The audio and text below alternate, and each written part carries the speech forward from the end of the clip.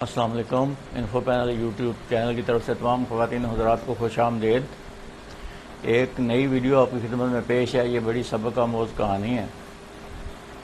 ایک دن خلیفہ ہارون الرشید کی بیگم زبیدہ خاتون محل سے باہر دریا کے کنارے سیر کر رہی تھی کہ انہوں نے حضرت بہلول کو دریا پر بیٹھے دیکھا۔ یہ حضرت بہلول جو ہیں ایک انسان تھے، اللہ کے ولی تھے، اور خلیفہ ہارون الرشید عراق میں جو ہے حکومت تھی ان کی، حجاز کے علاقے میں، اور زبیدہ خاتون ان کی بیگم تھیں۔ بہرحال انہوں نے حضرت بہلول کو دریا پر بیٹھے دیکھا تو پوچھا، بہلول یہاں کیا کر رہے ہو؟ بہلول نے جواب دیا، جنت بیچ رہا ہوں، خریدو گی؟ کہا کتنے کی ہے؟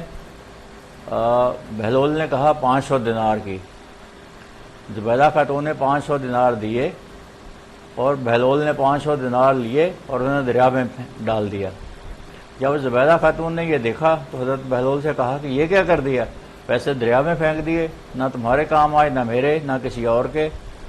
بہلول نے کہا، یہ کاروبار اور سودے کی بات ہے، تم نے جنت خریدی تو رقم میری ہو گئی، میں رقم کو جیسے بھی استعمال کروں یہ میری مرضی ہے۔ زبیدہ خاتون واپس آ گئیں۔ رات کو خواب میں کیا دیکھتی ہیں کہ ایک بہت بڑا محل ہے جو کہ بہت حسین و جمیل ہے۔ پوچھا، یہ کیا ہے؟ جواب آیا، یہ وہ جنت ہے جو تم نے بہلول سے 500 دینار کے بدلے میں خریدی ہے۔ دوسرے دن زبیدہ نے دیکھا کہ بہلول پھر وہیں بیٹھے ہیں۔ وہ ان کے پاس گئی اور پوچھا کہ بہلول کیا کر رہے ہو؟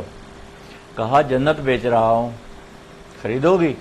کہا کتنے کی بیچتے ہو؟ کہا 5000 دینار کی۔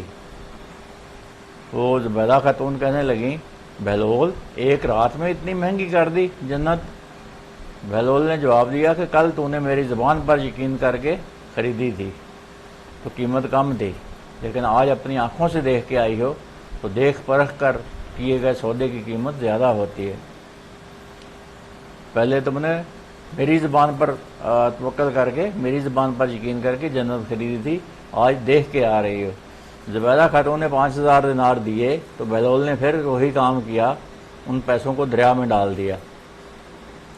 زبیدہ خاتون پھر ناراض ہونے لگیں کہ بہلول آج بھی رقم دریا میں کیوں ڈال دی ہے؟ بہلول نے کہا، اللہ کی بندی، اس نہر کے کنارے ایک بستی ہے جہاں بھوک اور افلاس نے ڈیرے ڈال رکھے ہیں، میں یہ رقم پانی میں پھینکتا ہوں تو مچھلیاں وہ رقم نگل لیتی ہیں، مچھلیاں پانی کے بہاؤ میں بہہ کے آگے جاتی ہیں تو آگے وہ لوگ مچھلیاں پکڑ رہے ہیں، مچھلیاں پکڑتے ہیں، اور جب انہیں پکانے کے لیے ان کا پیٹ چاک کرتے ہیں تو وہ رقم انہیں مل جاتی ہے جس سے وہ اپنی ضروریات پوری کر لیتے ہیں۔ مخلوق کا بھلا مانگنا یا بھلا کرنا سب سے بڑی عبادت ہے۔ کرو مہربانی تو محل زمین پر، خدا مہربان ہوگا عرش بری پر۔ مجھے امید ہے یہ ایک سبق آموز کہانی آپ کو اچھی لگی ہوگی۔